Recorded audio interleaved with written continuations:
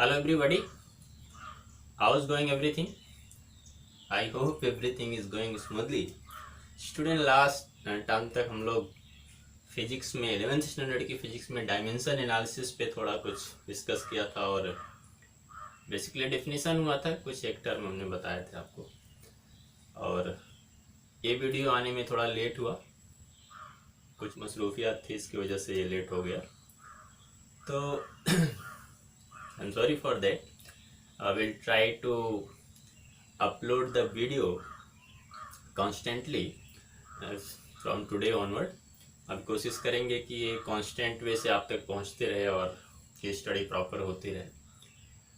और जो कुछ भी बिजी शेड्यूल था अभी तक ओवर हो गया है। अभी now I am become relax to teach you और to study with you. Okay, let us start further. Dimension analysis.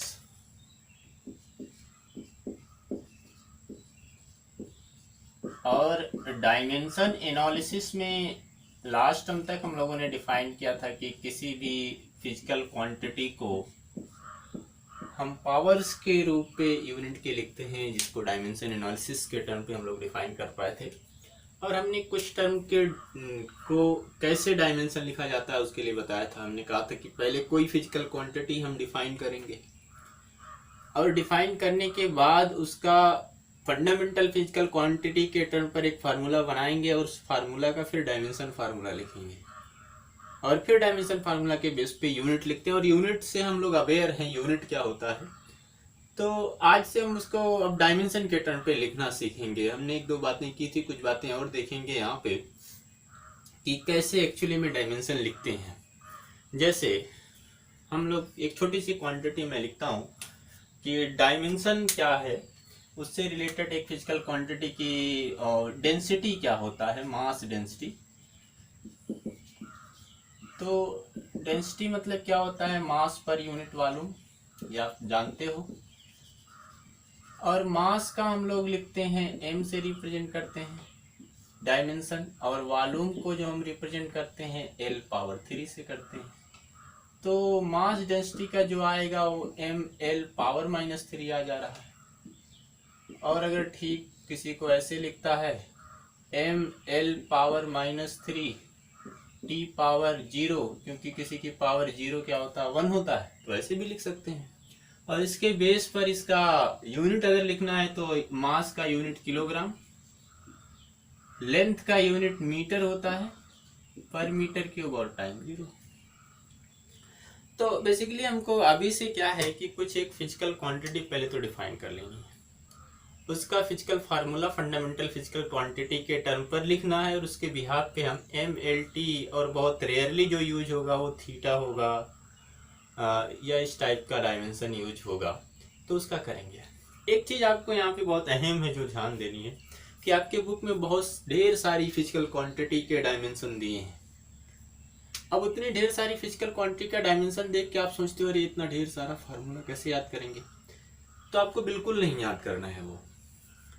आप जैसे जैसे आगे पढ़ते जाओगे आप फिजिकल क्वांटिटी को पढ़ोगे, फिजिकल क्वांटिटी को पढ़ने के बाद उसका फार्मूला लिखोगे और डायमेंशन आसानी से लिख पाओगे। कुछ चीज़ें हम अभी बता रहे हैं उसके बिहाफ पे आप करते हो। जैसे कुछ चीज़ें आप सुने हो पहले से, जैसे आप वर्क जानते हो, वर्क डन क्या होता है, तो बोलते हो वर्क होता है force into displacement, force into displacement. अब वर्क फोर्स इंटू डिस्प्लेसमेंट होता है तो फोर्स को भी हम डिफाइन कर पाते हैं। फोर्स क्या है, फोर्स तो आप डिफाइन कर सकते हो, फोर्स तो हमने पहले भी बताया कि फोर्स क्या होता है, मास इंटू एक्सेलरेशन। तो फोर्स को देखो मैं क्या लिख दे रहा हूं, मास इंटू एक्सेलरेशन। और डिस्प्लेसमेंट को क्या मैं लिखता हूं, डिस्प्लेसमेंट एक तरह का डिस्टेंस होता है, डिस्प्लेसमेंट ही लिखेंगे। क्यों भाई, डिस्प्लेसमेंट। और मास तो फंडामेंटल क्वांटिटी, डिस्प्लेसमेंट। एक्सेलरेशन को भी थोड़ा चेंज कर दो अगर चाहो तो, मास इंटू एक्सेलरेशन को लिखो क्या, डिस्टेंस पर मीटर स्क्वायर, डिस्टेंस पर सेकंड स्क्वायर होता है। एक्सेलरेशन क्या होता है, rate change of velocity per unit या rate change of velocity.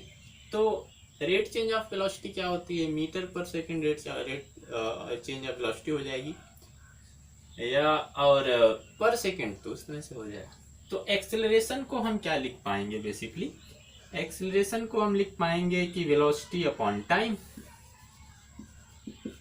Change of velocity basically होता है चेंज ऑफ वेलोसिटी, यहां मैं चेंज का सिंबल लगा दे रहा हूं, अपॉन टाइम इनटू डिस्प्लेसमेंट।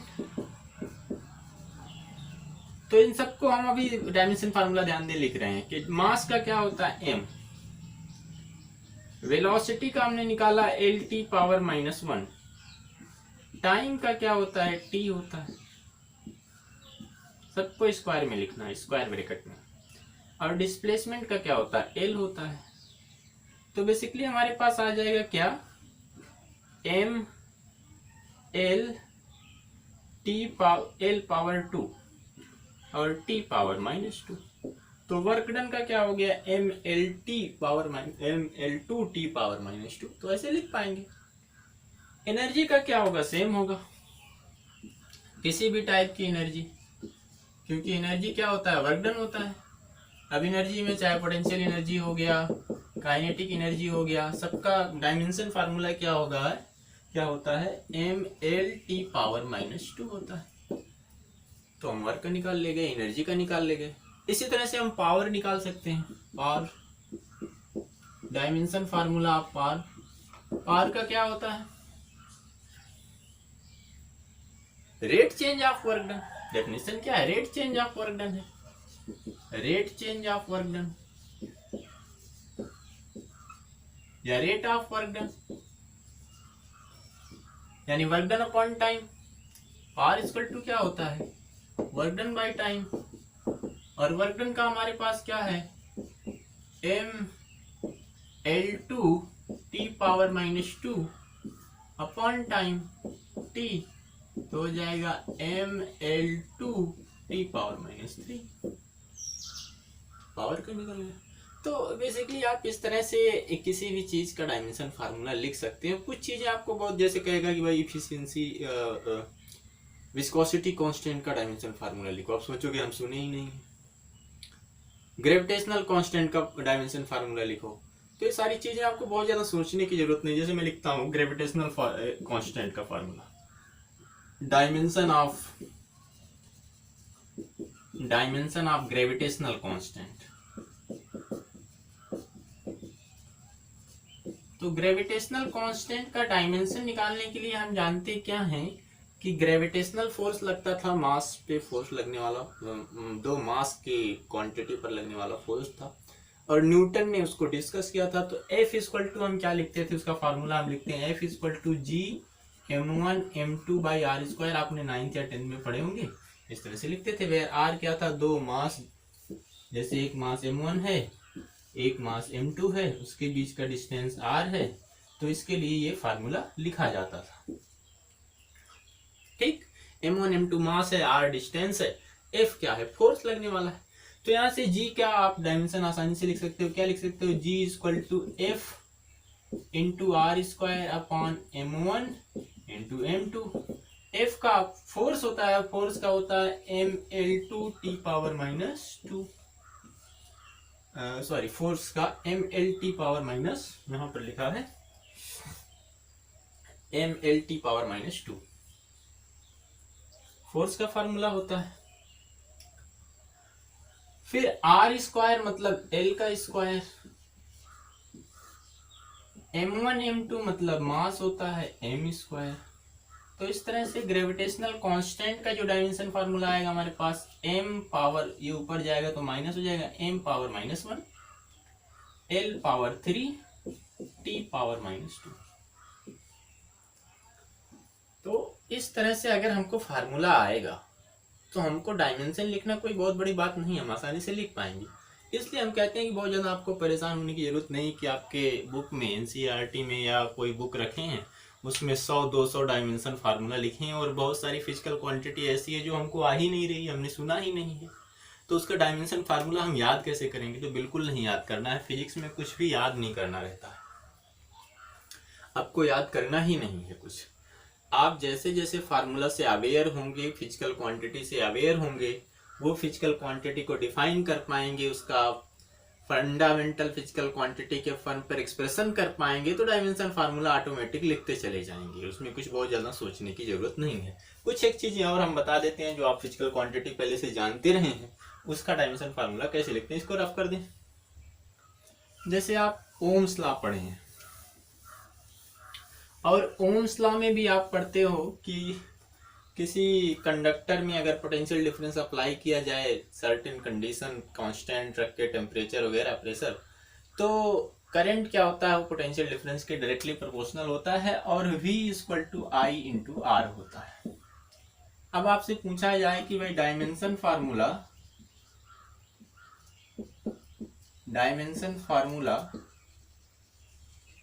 किसका निकालिए आप, रेजिस्टेंस का निकालिए, R इन ओम्स लॉ। ओम्स लॉ में रेजिस्टेंस का डायमेंशन फार्मूला कहा लिया आपको निकालने के लिए। तो आप क्या जानते हो, ना तो आप पोटेंशियल जानते हो कि पोटेंशियल क्या होता है, उसका यूनिट क्या होता है, और करंट भी आपने अभी सुना है। तो पहले तो आप करंट का देखो क्या होता है। बेसिकली करंट का डायमेंशन आप जानते हो, क्योंकि ये फंडामेंटल फिजिकल क्वांटिटी है। डायमेंशन फार्मूला ऑफ करंट, आई को हम लोग ए से रिप्रेजेंट करते हैं, है कि नहीं भाई? आई को हम किससे रिप्रेजेंट करते हैं, ए से रिप्रेजेंट करते हैं। अब अगर आई को ए से रिप्रेजेंट करते हैं तो ये ए हो जाएगा, और इसको किससे रिप्रेजेंट करेंगे? चल डिफरेंस क्या होता है, किसी दो टर्मिनल पे बैटरी से जोड़ दें, ये दो टर्मिनल लें, ऐसा एक वायर लें, इसको बैटरी से जोड़ दें जिसका पोटेंशियल V हो, उससे जोड़ दें, तो इसके बीच पोटेंशियल डिफरेंस V और 0, तो V माइनस 0 हो जाता है। लेकिन अब V क्या है ये हम जानते ही नहीं, हम जाने आएंगे आके 12th में, तो इसलिए इस पर सोचने की जरूरत है। मैं आपको समझाता हूँ कि V क्या है। एक्चुअली ये एक तरह का वर्क डन होता है, work done by per unit charge. Work done by per unit charge is called potential difference in electric field. किसी इलेक्ट्रिक फील्ड में जो work done by per unit charge होता है वही क्या होता है, work done by per unit charge ही क्या होता है, पोटेंशियल होता है। अब वर्क डन का आप जानते हो क्या होता है, वर्क डन का आपने यहाँ कहीं लिखा है mL2T⁻⁻2 लिखा है। तो देखिए हम डिराइव करते हैं, ध्यान दीजिए। V यानी पोटेंशियल डिफरेंस क्या था, पोटेंशियल क्या होता है, तो हम कहेंगे कि भाई ये वर्क डन है, वर्क डन पर यूनिट चार्ज,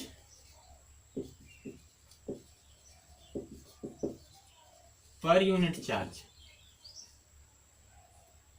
यानी V इक्वल टू W/Q है।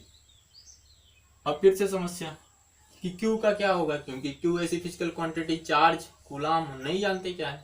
तो चलो ठीक है, Q को भी बताते हैं। तो सिंस करंट डिफाइंड है और करंट का डायमेंशन फार्मूला भी डिफाइंड है, और हम लिखते हैं कि I इक्वल टू होता है charge transfer per unit time in a conductor, तो Q इक्वल टू हो जाएगा I इंटू टी, और I का हम लोग लिखते हैं एम्पियर, ए से रिप्रेजेंट करते हैं, और T को हम लोग रिप्रेजेंट करते हैं T से। तो Q की जगह पर क्या रख देंगे, A इंटू टी रख देंगे। इसको हम रफ कर दे रहे हैं थोड़ी देर के लिए, और अब हम आसानी से लिख पाएंगे डायमेंशन फार्मूला किसका, V का। अब देखिए V पे आते हैं। V इक्वल टू हम क्या लिखते हैं, work done per unit time. Work done का क्या होता है, ml, वर्क डन का डायमेंशन अभी हमने लिखा था mL3T⁻⁻2, एनर्जी का इक्वेशन mL2T⁻⁻2। वर्क डन का डायमेंशन फार्मूला यानी force into displacement mL2 into L, mL2T⁻²। Work done हो गया एनर्जी, वर्क डन का डायमेंशन फार्मूला क्या होता है? तो पहले तो v इक्वल टू हमको क्या मिलेगा, work done per unit time है। अब वर्क डन का फार्मूला हम क्या लिख रहे हैं, ध्यान देंगे। वर्क डन का dimension formula mL2T⁻⁻2 upon charge, और चार्ज क्यू का डायमेंशन फार्मूला क्या है, AT है।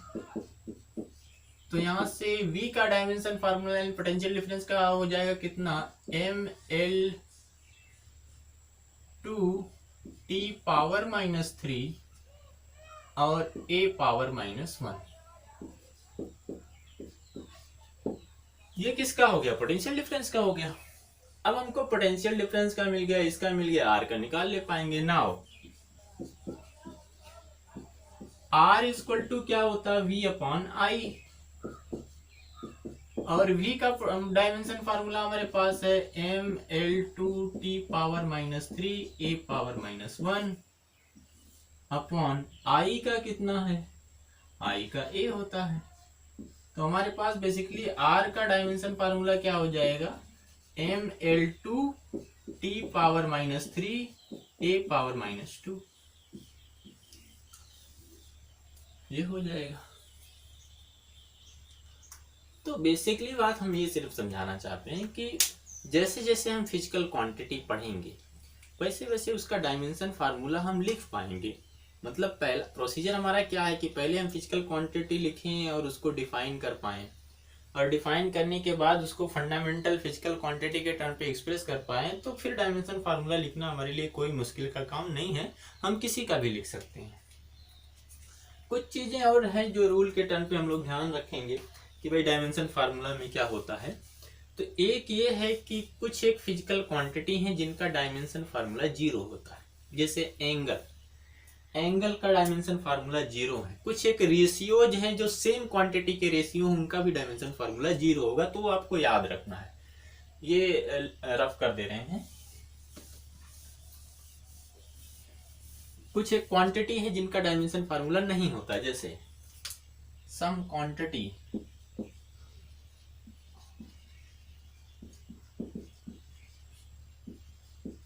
which quantities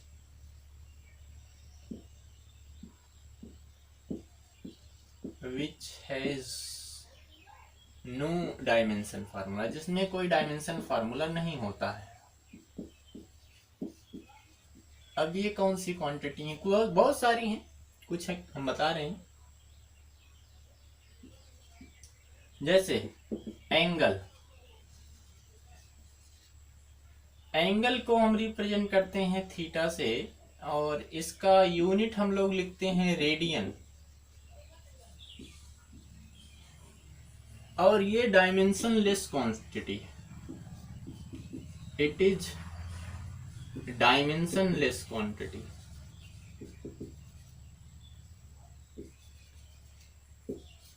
यूनिट है बट डायमेंशन इसका नहीं है। सॉलिड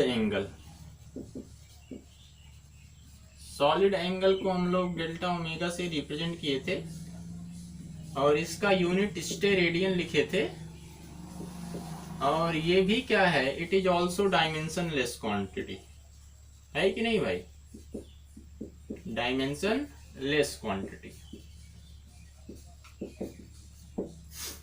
तो ये कुछ एक फिजिकल क्वांटिटी है जिनका डायमेंशन नहीं होता। कुछ एक रेशियो देखो, जैसे एक जानते हो refractive index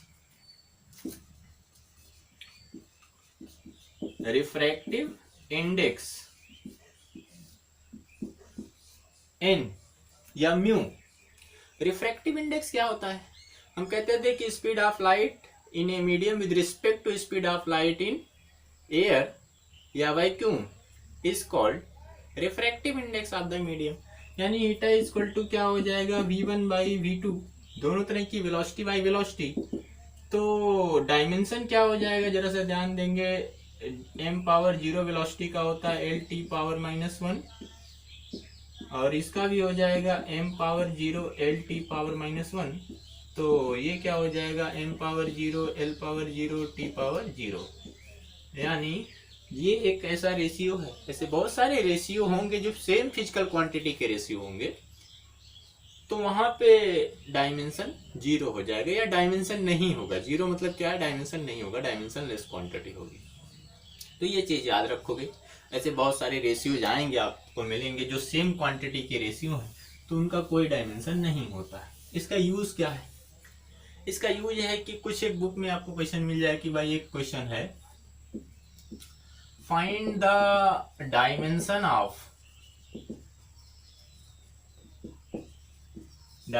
of A in following equation. एक नीचे आपको इक्वेशन दिया है, उसमें लिखा है y इक्वल टू 10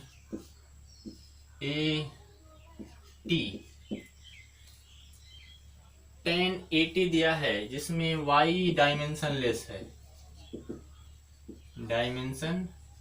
लेस है या इसका डायमेंशन हमको नहीं पता है, a का डायमेंशन निकालना है। तो हम ट्रिग्नोमेट्री से जानते हैं टेन से कॉस साइन ये सब क्या होता है, इसके आगे जो ये होता है ये थीटा होता है, एंगल होता है। और यहाँ पे क्या होता है, एंगल की डायमेंशन क्या होती है, जीरो होती है, या एंगल डायमेंशन लेस क्वांटिटी है। देयरफॉर हम कह लेंगे कि A is dimensionless quantity, A is dimensionless quantity. तो इस तरह से आपको कंफ्यूज करने के लिए कुछ क्वेश्चन पूछा जा सकता है, तो उसमें आपको जिसका डायमेंशन नहीं है वो कुछ चीजें याद रखो। एंगल है, सॉलिड एंगल है, कुछ एक रेशियोज हैं, जो रेशियो में क्या होते हैं कि बेसिकली ऐसे रेशियो जिनमें सेम फिजिकल क्वांटिटी का क्या हो, रेशियो हो, उन वो डायमेंशन लेस क्वांटिटी कही जाती है। ऐसे डायमेंशन लेस क्वांटिटी, तो ऐसे बहुत सारी आपको क्वांटिटी मिलेगी जिनका कोई डायमेंशन नहीं होगा। तो उसमें आपको याद कर लेना है कि अगर रेशियो सेम है, एक ऐसी फिजिकल क्वांटिटी जिसमें दो सेम फिजिकल क्वांटिटी का रेशियो तो डायमेंशन लेस होगी, और ये कुछ ऐसी है। ऐसे केस में आप इस टाइप के क्वेश्चन को डील कर पाएंगे। आई होप आप समझ पा रहे होंगे कि ये क्वेश्चन पूछने का मतलब क्या है। तो आप पूरा जो एक टेबल दिया है डायमेंशन फार्मूला को, उसको लिखने याद करने की कोई जरूरत नहीं है। उसमें कुछ एक फिजिकल क्वांटिटी जिनसे आप अवेयर हो, 9th 10th में पढ़े हो कि ये चीज हम जानते हैं, इसका फार्मूला जानते हैं, उसका लिखने का कोशिश, डायमेंशन फार्मूला लिखने का कोशिश सब लोग करोगे। नेक्स्ट हम डायमेंशन फार्मूला पे कुछ एक रूल बताते हैं, वो देखिए। ये रफ कर दें, ओके। आपको क्या करना है, आपको बेसिकली यही करना है कि जो फिजिकल क्वांटिटी आप अवेयर हैं, जो अब तक 9th 10th में आप कहीं ना कहीं सुने हैं, पढ़े हैं, उसका फार्मूला लिखिए और उसका डायमेंशन फार्मूला लिखने का कोशिश करिए उस टेबल से। बाकी पूरा का छोड़ दीजिए। वो धीरे धीरे जैसे आप पढ़ोगे, बहुत बड़ा सिलेबस है 11th 12th का, धीरे धीरे जैसे जैसे पढ़ोगे, आप फिजिकल क्वांटिटी पढ़ोगे, तो उसका डायमेंशन फार्मूला ऑटोमेटिक आपको लिखने आ जाएगा, क्योंकि आप उसको डिफाइन कर पाओगे ना। बेसिकली उसका फंडामेंटल फिजिकल क्वांटिटी के टर्म पे आप एक्सप्रेस कर पाओगे, तो डायमेंशन लिखना कोई बहुत मुश्किल काम नहीं होगा, आसानी से लिख पाओगे। हम प्रिंसिपल ऑफ डायमेंशन का कुछ एक प्रिंसिपल आपको बताते हैं, कुछ एक रूल है। पहला रूल है law of homogeneity. Law of homogeneity, law of homogeneity क्या कहता है? लॉ ऑफ होमोजीनियटी ये कहता है कि वो सारी फिजिकल क्वांटिटी जोड़ी या घटाई जाती है जिनका डायमेंशन फार्मूला सेम होता है। Those physical quantity can added and subtracted which have same dimension formula। Simple सी बात है। Those physical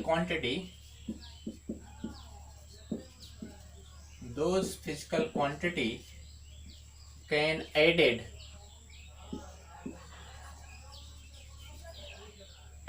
or subtracted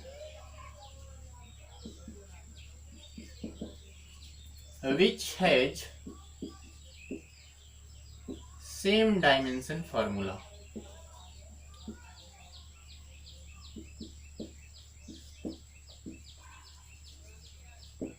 ऐसी ही फिजिकल क्वांटिटी जोड़ी या घटाई जाती है जिनका डायमेंशन फार्मूला सेम होता है। यानी सेम फिजिकल क्वांटिटी ही जोड़ी या घटाई जाती हैं। जैसे हम कहें कि 2 मीटर पर सेकेंड एक्सेलरेशन 2 मीटर पर सेकेंड स्क्वायर एक्सेलरेशन से 3 मीटर घटा दीजिए, तो बिल्कुल नहीं घटा सकते, क्योंकि एक एक्सेलरेशन और उसका डायमेंशन फार्मूला L⁻⁻2 है और एक मीटर है जिसका डायमेंशन लेंथ है जिसका डायमेंशन फार्मूला मीटर है, तो दोनों कभी नहीं घटाई जा सकती हैं, ना जोड़ी जा सकती हैं।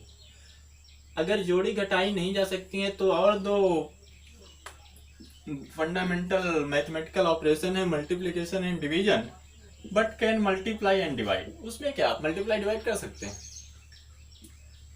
But can multiply and divide, लेकिन वो मल्टीप्लाई और डिवाइड की जा सकती हैं। जैसे अलजेब्रा वगैरह में हम लोग पढ़ते थे कि भाई x प्लस वाई हम जोड़ नहीं सकते थे, ऐसे डायरेक्ट लिखते थे, लेकिन x इंटू वाई जोड़ मल्टीप्लाई होता था। तो इस तरह की चीज़ें यहाँ पर डायमेंशन फार्मूला में भी अप्लाई होगी कि जिन फिजिकल क्वांटिटी जो वही फिजिकल क्वांटिटी जोड़ी या घटाई जाएंगी जिसका डायमेंशन फार्मूला क्या हो, सेम हो। अब इस चीज का यूज करके कुछ एक क्वेश्चन पूछे जाते हैं। क्वेश्चन क्या पूछे जाते हैं कि आपको एक रिलेशन दिया रहता है और उस रिलेशन में किसी एक टर्म का आपसे डायमेंशन फार्मूला पूछ लेता है, तो आपको ये चीज ध्यान देना है कि यहाँ पे क्या कोई फिजिकल क्वांटिटी जोड़ी या घटाई गई है। अगर जोड़ी या घटाई गई है तो नो डाउट उसका डायमेंशन फार्मूला सेम होगा। डायमेंशन फार्मूला सेम होगा तो उसमें एक क्वांटिटी आपको ऐसी दिख जाएगी जिसका डायमेंशन फार्मूला आपको आता रहेगा और वहां से आप इक्वेट कर दोगे या इक्वल दिखा दोगे। जैसे एक एग्जांपल के टर्म पे हम लेते हैं कि एक है क्वेश्चन है हमारे पास। क्वेश्चन ये है कि इफ एक क्वेश्चन है if x equal to a plus C by M. ये हमारे पास एक इक्वेशन है कि x equal to a plus C by M, जहां पर x क्या है, where x is length, x length है। तो आपसे पूछा गया कि c dimension formula of c लिखिए। What is the dimension formula of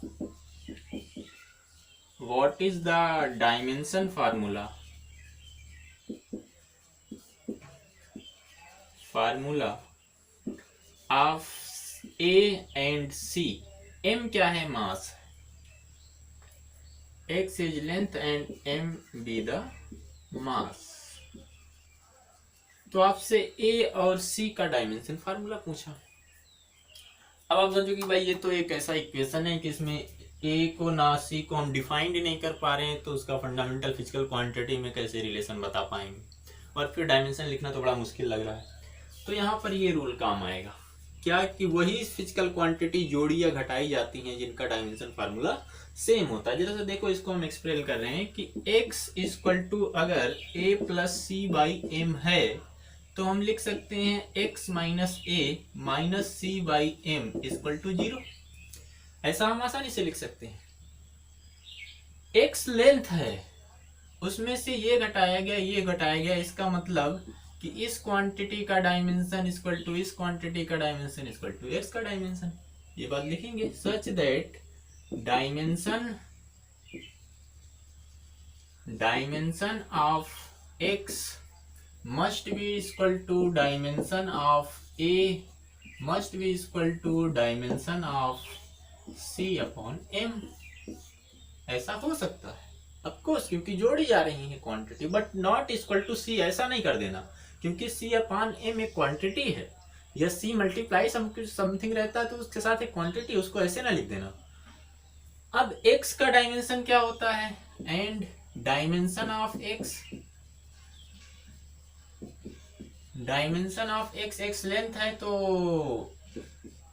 equal to L हो जाएगा।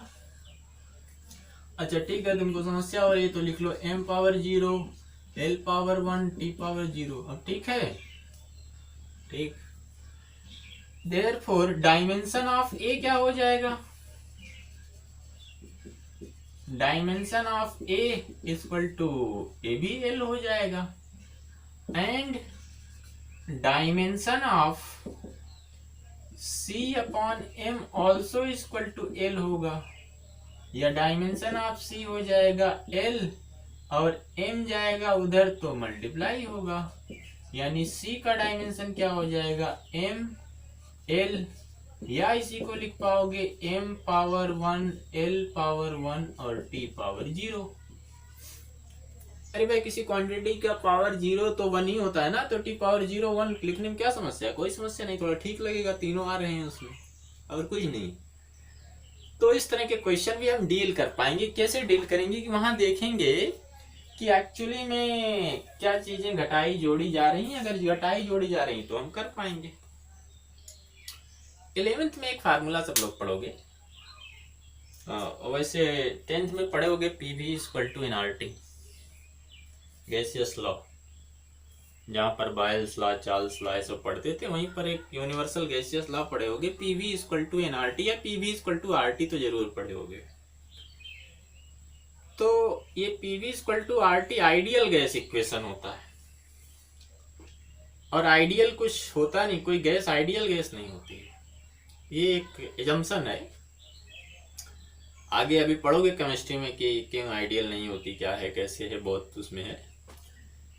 उसको वंडरवॉल एक करेक्शन फार्मूला आया था, वो करेक्शन फार्मूला ये है, मैं लिखता हूं, और उसमें एक क्वांटिटी से आपको डायमेंशन बुक वगैरह में दिया है कुछ बुक्स में, तो मैं ये रफ कर दूं भाई, लिख लो। हाँ ये रफ करता हूं। तो वंडरवॉल करेक्शन फार्मूला जो था पीवी इक्वल टू एनआरटी, वो कुछ इस तरह से है, P plus A upon V square, P plus A upon V square into V minus B equal to R T. ये वंडरवॉल करेक्शन फार्मूला है PV equal to R T का, क्योंकि PV equal to R T ideal gas के लिए होता है, और कोई गैस आइडियल नहीं होती, ये रियल गैस का इक्वेशन है। क्या होती है आइडियल गैस, क्या होती है रियल गैस, ये डिस्कशन यहाँ पर नहीं है, ये आप केमिस्ट्री में सीखोगे। गैसियस सिस्टम, गैसियस स्टेट एक है, स्टेट ऑफ मैटर एक टॉपिक ही है आपका, बड़ा सा बहुत प्यारा टॉपिक है, बहुत कुछ उसमें है। हमसे पूछा गया कि find the dimension of A if P pressure है, V वॉल्यूम है, T टेम्परेचर है, इसेट्रा। P प्रेशर है, V वॉल्यूम है, T टेम्परेचर है, R यूनिवर्सल गैसियस कांस्टेंट है।